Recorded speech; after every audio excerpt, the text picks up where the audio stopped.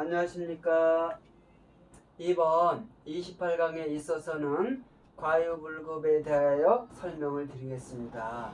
과유불급이란 공자님 말씀인데 정도를 지나치면 미치지 못한 것과 같다는 내용입니다. 그러면 칠판을 보시면서 설명을 드리겠습니다. 공자님 과유불급, 이름이 바르면 모든 일이 순조롭다 해서 그 답을 찾아보도록 하겠습니다.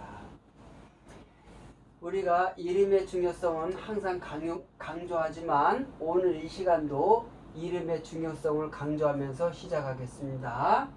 우리가 사주팔자는요, 천간이 있고 지지가 있는데 거기서 나온 오행으로다가 사주풀이를 하고 사주 분석이 끝난 다음에 삼원 오행에서 나오는 오행으로다가 장명을 하면서 균형을 맞춘다, 이렇게 말씀을 드렸습니다.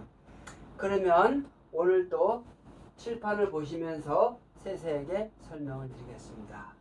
이 사주팔자가 제 사주팔자라고 간주하고 말씀드립니다. 연, 월, 일, 시. 보니까 연에서는 토가 2개가 나왔고요. 월에서는 목수, 일에서는 금토, 시에서도 금토, 이렇게 나왔습니다. 정리를 해보니까 이거를 가지고 우리가 육신 해설이라 해요.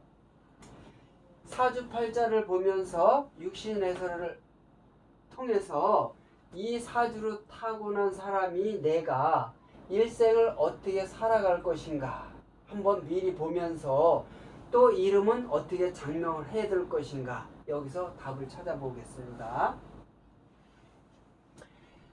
항상 일천간이 나고 밑에 있는 거 이제 그 안사람이라 했어요. 일천간이 금인데 금이 2개가 있어요.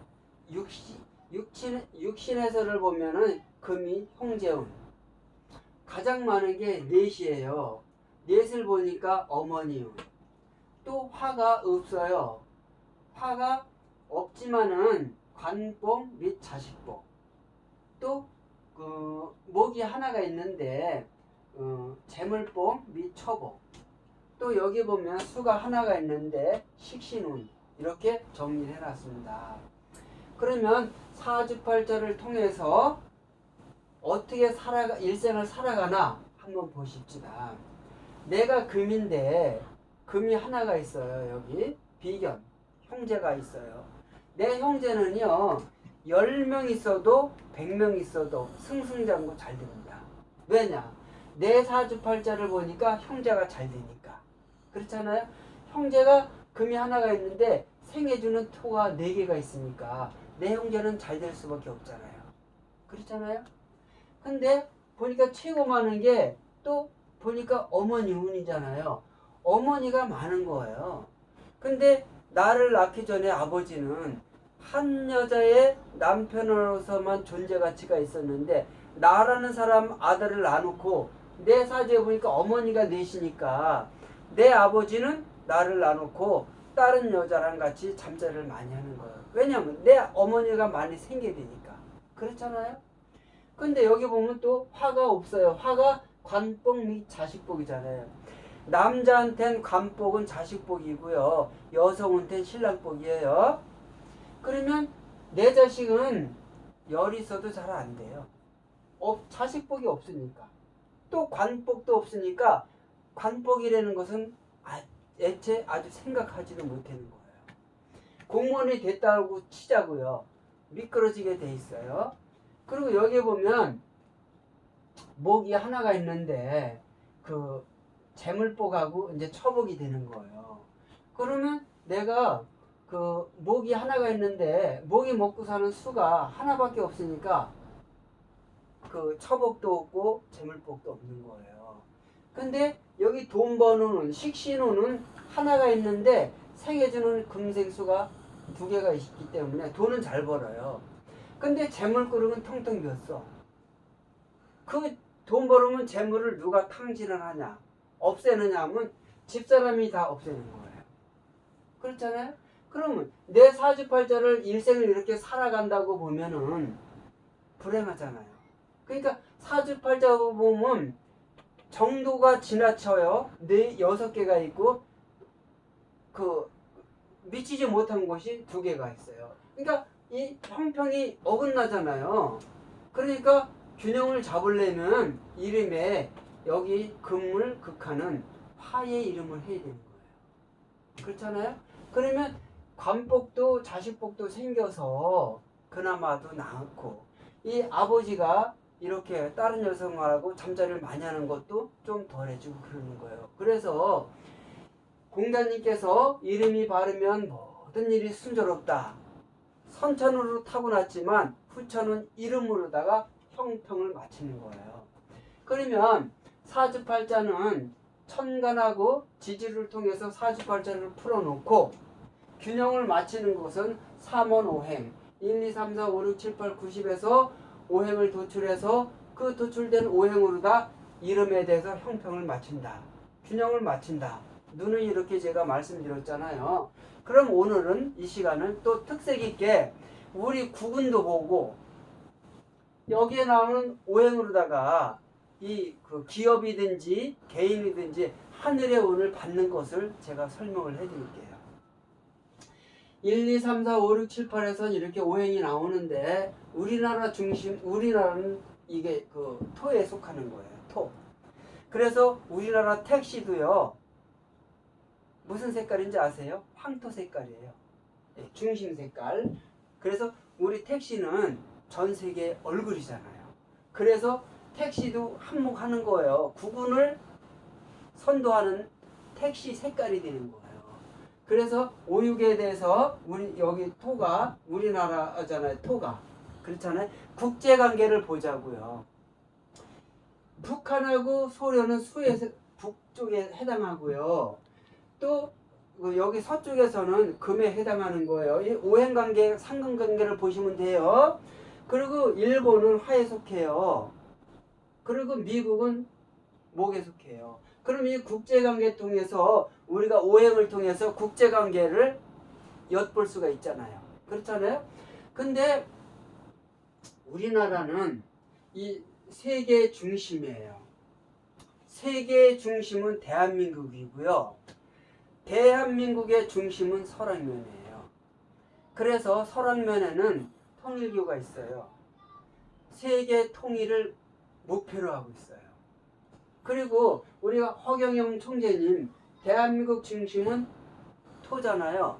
토가 세계를 통일한다 그래가지고 우리 허경영 총재님, 그 국가혁명당, 그 허경영 총재님이 세계를 통일한다고 호언장담하고 있는 거예요. 가능한 일입니다. 가능한 일이에요. 그러면 이거를 보면서 국제운을 보자고요. 국제운을 보기 전에 한 가지만 더 말씀드릴게요.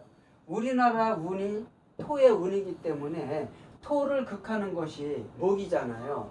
목이라는 것은 연으로 보면은 2004년, 2005년, 2014년, 2015년이에요. 그래서 우리나라는 4자, 5자 되는 년에는 이상하게 큰 사건, 사고가 터져요. 여러분도 2004년에 뭔 일이 있었는지, 2005년에 뭔 일이 있었는지 거슬러 올라가서 4자, 5자 되는 년에 그거를 연도를 보면 우리나라에는 영락없이 큰 대형 사고가 터지게 돼 있어요. 구군에 통해서. 그래서 우리 기업도 우리가 이거 장명도 하늘의 운을 받들어서 이렇게 형평에 어긋나는 것도 균형을 잡는 대단한 오행이라고 말씀했잖아요. 그러면 우리나라 기업가 회장님들도 하늘의 운을 어떻게 받나 한번 보십시다. 롯데타워 신격구 회장님 555m 합하면 15가 나와서 토가 나왔잖아요. 그렇죠? 그러면 123층 합해서 6이 나왔으니까 토오행이 나왔잖아요. 그리고 삼성동의 현대그룹이요. 삼성동에 한전부지 사서 거기다가 롯데타워보다 16m 높게 짓는다고. 그러면 571m가 되잖아요. 555에서 16m를 더 높이니까. 근데 그래서 조감도까지 나왔어요. 근데 105층으로다가 짓는다고 그럼 토가 나오잖아요. 그게 수정 발표해가지고 지금 터프하기를 하고 있어요. 삼성동에 가보시면. 그리고 북한 화성 15호 띄웠잖아요. 그러면서 미국하고 핵협상에 들어갔잖아요. 북한은요 미신 탑발을 했어요. 국법위에는 신이라는 주체는 없어요. 그런 나라에서조차 미국하고 핵협상 들어가기 전에 15호 날렸잖아요. 그러니까 협상에서 우위에 있다 이렇게 보는 거예요. 그리고 자신 있게 협상에 들어간 거예요. 그리고 우리가 배너 41번 41 합하면 5가 토가 나왔잖아요. 하늘의 운을 받는 숫자잖아요. 그렇잖아요. 배너가 끝에 어떻게 되나요?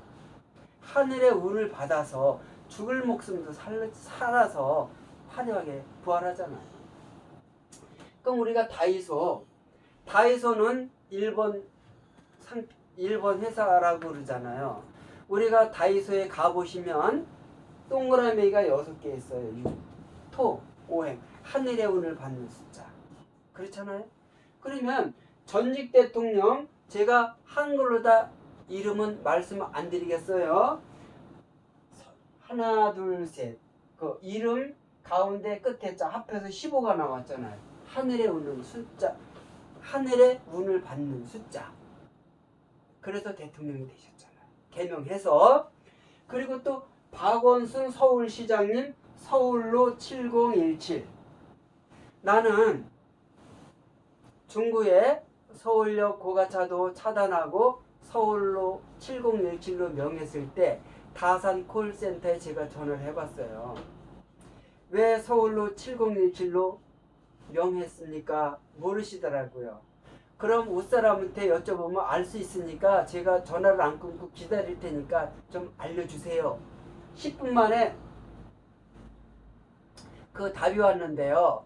70년도에 설립된 고가차도 높이가 17m, 출구가 17개. 그래서 7017로 명했대요. 그러면 우리가 뭐든지 높이가요.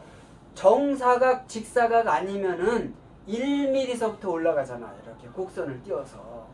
그러면 1mm도 될 수가 있고 최고 높이가 17m도 될 수 있는데 여기서는 제 생각에서는 의도대로 17일에는 7017, 15 도출하자고 그런 것 같아요. 그리고 출구도 17곳이 있는데 18개도 할 수도 있고 15개도 할 수가 있잖아요. 그래서 이 서울로 7017 명했을 때 박원순 시장님께서 대선 주자로 대통령을 꿈꾸시는구나. 제가 그거를 느꼈어요. 근데 이 숫자라는 거는요.